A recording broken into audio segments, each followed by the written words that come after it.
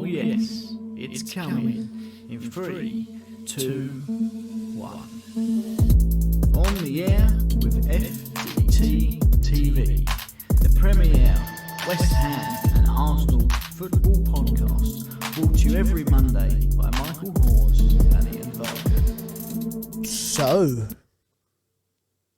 8 games to go, Mike, on average in the league. We've got a new date for the North London derby, which seemingly will be pivotal now for fourth, considering you fucked it up. But this weekend coming, we do have the what is being sort of touted as the title decider between Manchester City and Liverpool. They both run away with it, well clear of everybody else, but within a point of themselves with 8 games to play, and they have to play each other. So not saying that means that whoever wins that is necessarily going to win the league, because they can still muck it up, but it gives them a bit of an advantage. So I think we should do a quick recap of the weekend's games, and then we move on to our predictions for this weekend coming. So Mike has gone to let somebody in the house, but what we've done is we've added in a third game this week, and that is because he's well behind on the predictions now, as far as I can remember, because Palace won 3-0. How fantastic is that? And West Ham won, and that's because we're massive. So we will wait and see if I bring home that trophy, which I will display quite happily every week, just to shove it in his face. So we was at the title decider, and I can't really remember after that. But we've got some games that have happened this weekend. Obviously, we start off with the Everton Arsenal.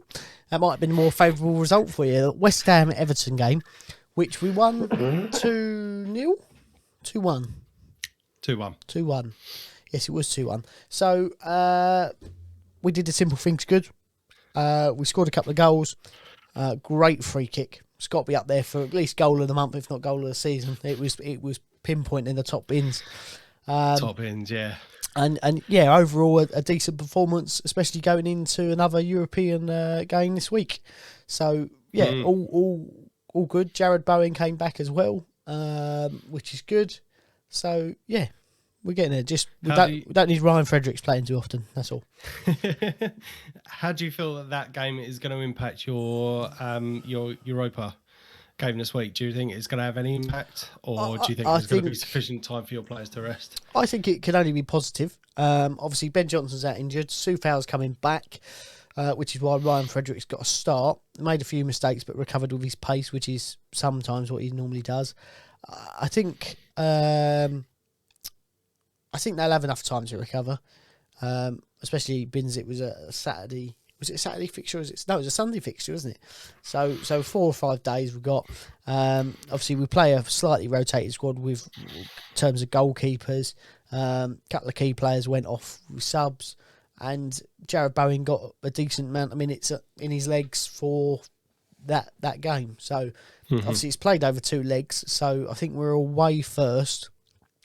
So if we can grab a draw or even nick a 1-0 or something like that, then we're laughing. I think at the moment we play anyone at our place in Europe, then we stand a half decent chance.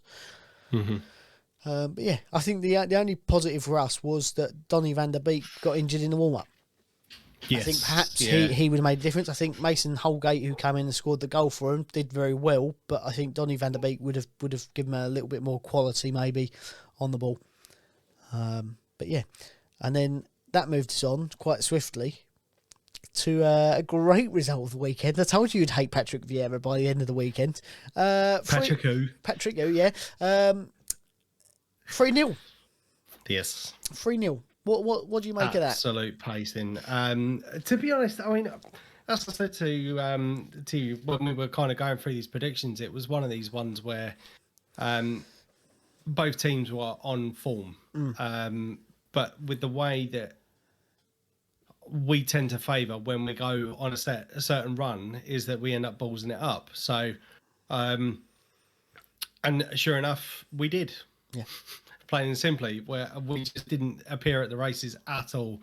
Obviously, Kieran Tierney's picked up a knee injury whilst on international duty, potentially out for the rest of the season. So we had Nuno Tavares come in left back, and he's been a bit shaky the last 2 times he's played for us. But other than that, I'd say it was our excuse me, our full strength lineup that we've been using for quite a while. And I find it hard to believe that the squad would be impacted that much through the loss of one player. Especially when that particular player's not really been having his best games over when he's been playing for us as well, obviously with Kieran Tierney. So, 3-0. I've said it before, I'll say it again. If any team wants a blueprint of how to beat us, just come at us. Come at us. We can't seem to deal with these high press games where opponents come at us for 60 minutes. And let's be honest, the damage was done in the first half. We had a couple of chances in the second half, and I wouldn't say key moments, but by no means did they test the goalkeeper, and it was too little too late. Conceded from a set piece, which is one of the things that we've been pretty good at this season. Granted, it was a bit of a lucky deflection off the back of a guy's head for Mateta to kind of tap in afterwards. The penalty, you can't really argue with it. From some of the decisions that we've seen over the weekend, it was a bit of a stonewaller. The second goal, again, Tavares caught out of position. Ben White didn't fully commit to kind of blocking the intercept. So, yeah, it was. I think it's just one of these games we have to put down as a bad day at the office and go from there. It was just very disappointing in the manner from how we have played recently to how we showed up or didn't show up yesterday and completely capitulated. So very disappointing result, I think, for that one. I think you should have had a penalty, if I'm honest. I mean, I don't like Paul Tierney as a ref, and I don't think yesterday done him any favours in terms of people thinking he's a complete dickhead. He was awful throughout the game for both teams. But yeah, I don't think even if he had the perfect game, it would have helped. You didn't seem to be able to do the simple things right. And yeah, I think a lot of people have slept on Crystal Palace this year. I mean, they're currently sitting in 9th, which is unbelievable considering we were both pretty adamant he was going to get sacked early on with an aging team with people out of contract, key players out of contract. He's done really, really well. But I think the thing that Crystal Palace do really well is football in basics. It's not fancy. It's not tricks. It's let's win the ball back high up the pitch and fast. Let's simple passes and connect them to our own players. And they're building off of that. I mean, Conor Gallagher, I know he's on loan. A phenomenal midfielder. And the other 2 England debuts, Gay and Tyrick Mitchell, I think were phenomenal as well. Bonus for Arsenal, Ramsdale's back. Yes. He obviously wasn't in the same form as he has been in since his injury, but then again, he has had an injury, so he's going to take a little bit of time to get back to his best, I think. I know he wasn't out for too long, but training and on the pitch isn't the same as the game.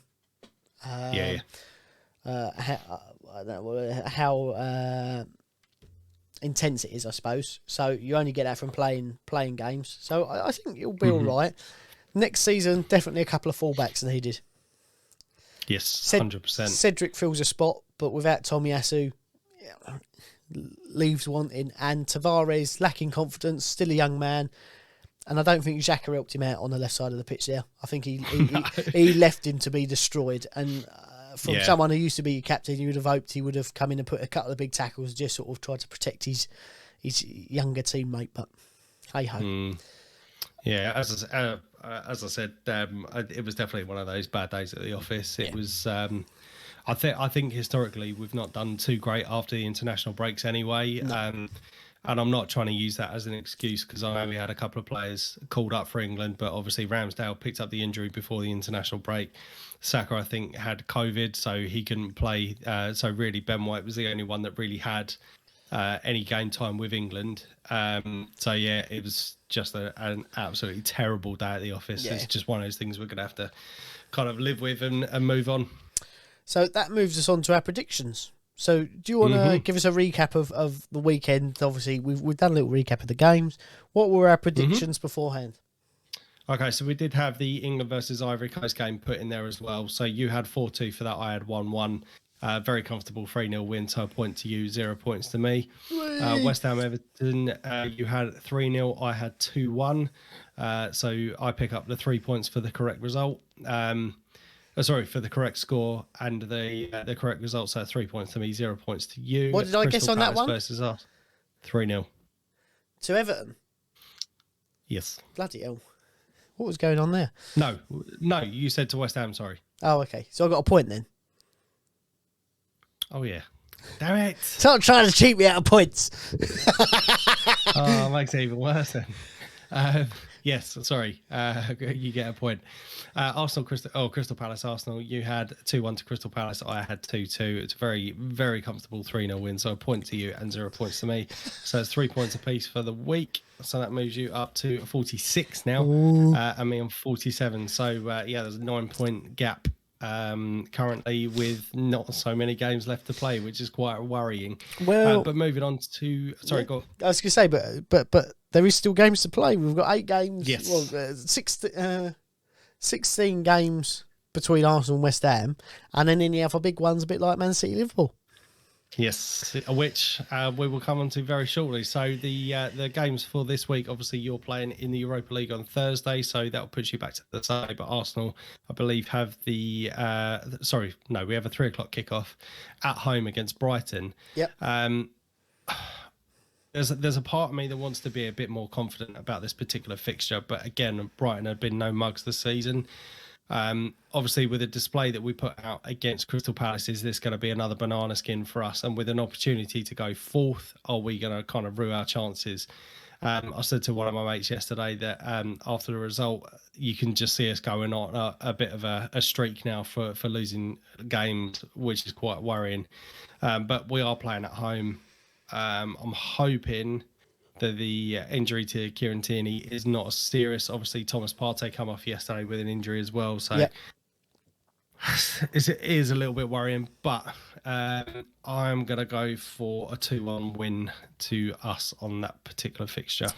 I've gone over similar thinking. Looking at the last 6 games, Brighton are the worst formed team in the league.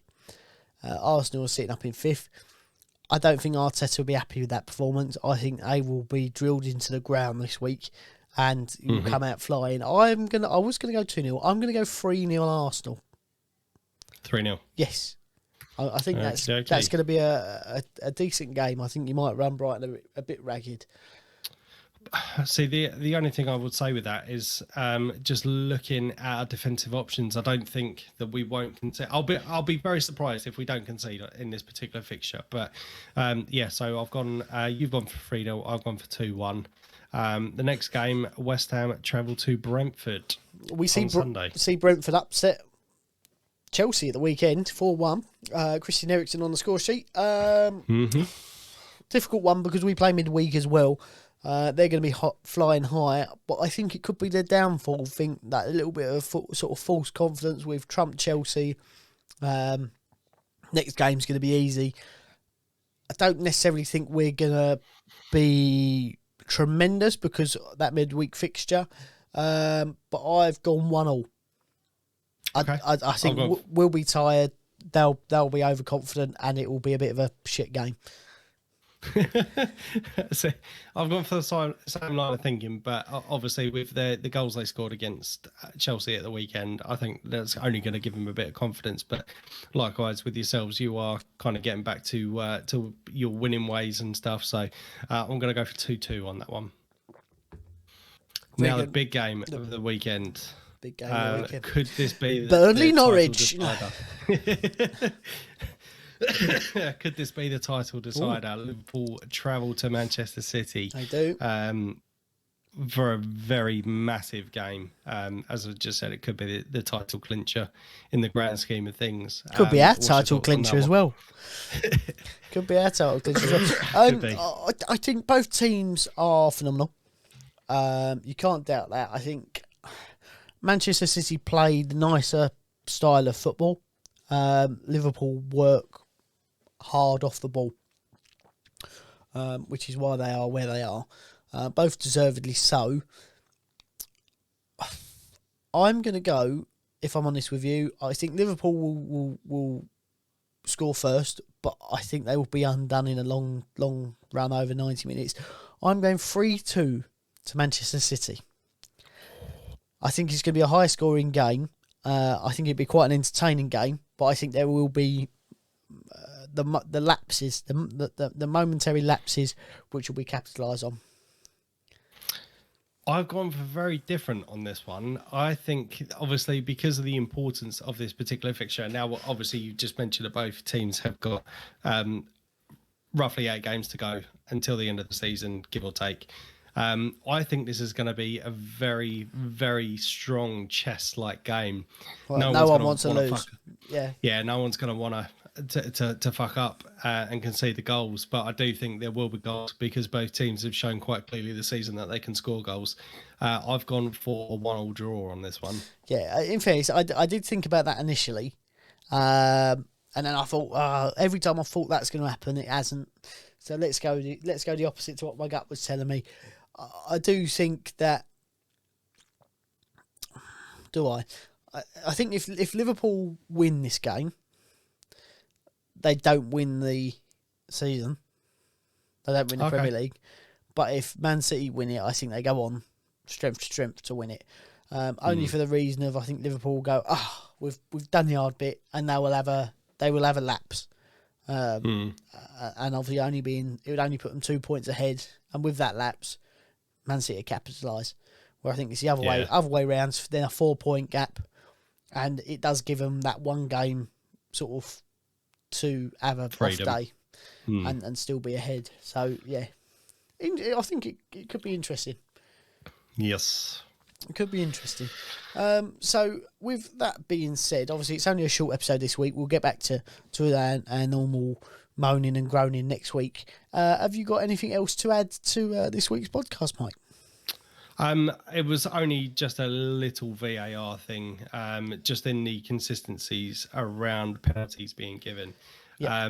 It was one I was listening to the Liverpool game. Granted, I didn't see the foul as it was committed, obviously, but you hear, I think it was Dean Ashton on TalkSport, absolutely ranting and raving about players being pulled from pillar to post, and he said that if you give this penalty, then you've got to start giving more penalties. And obviously, seeing the actual incident a little bit later on, it was worse than I thought it was going to be. I mean, it was pretty much a rugby tackle, but I think he made a very good point about the level of consistencies. Now, obviously, with Mike Dean retiring as a referee next year and solely working on the VAR side of things, you would hope that with his experience, and granted, there's a lot of stuff that we've spoken about over the years about how inconsistent he is or how biased he is against certain teams, and granted, you may start seeing that within the VAR officiating as well, but I think on the whole, he's proven to be one of the better referees within certainly the Premier League. So hopefully we will start seeing that level of consistency across all games now. But I think it was a very good point. And one thing that we've highlighted throughout the entirety of the season is that there have still been inconsistent decisions given for fouls that would be for a certain group of teams would not be given for another set of teams. So just want to see a level playing field. Do you know what? Thinking about what you just said there with what's his face going into the VAR, Mike Dean. He is the elder statesman, and what's been suggested is that they don't like overturning more experienced referees' decisions.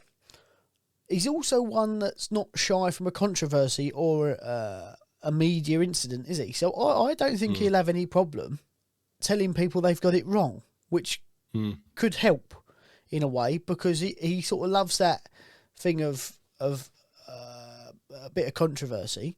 So actually, if he's overturning all these decisions, not only will fans then grow to like him more because actually he's overturning things that are wrong, but actually it might push the others into getting the decisions right the first time around. So Yeah, absolutely. I think I don't think he'll have any problem turning it over, which is in the long term hopefully a good thing. But yeah, very good. Time will tell. Very good point. We might be totally wrong on that, but it's just a free kick in outside their own area, give Tottenham a free penalty. But A penalty, yeah. But yeah, so all good in the world of football. Other than that, no horrible people murdering girlfriends and things like that anymore. Not this week anyway. So we'll Time will tell. yeah, we'll leave that to the off season. Leave that to the off season. Need some time off to relax. Need an outlet for all this energy. But until next week, I've been Ian. I've been Mike. Make sure you're subscribed to the YouTube channel, and we'll see you very, very soon.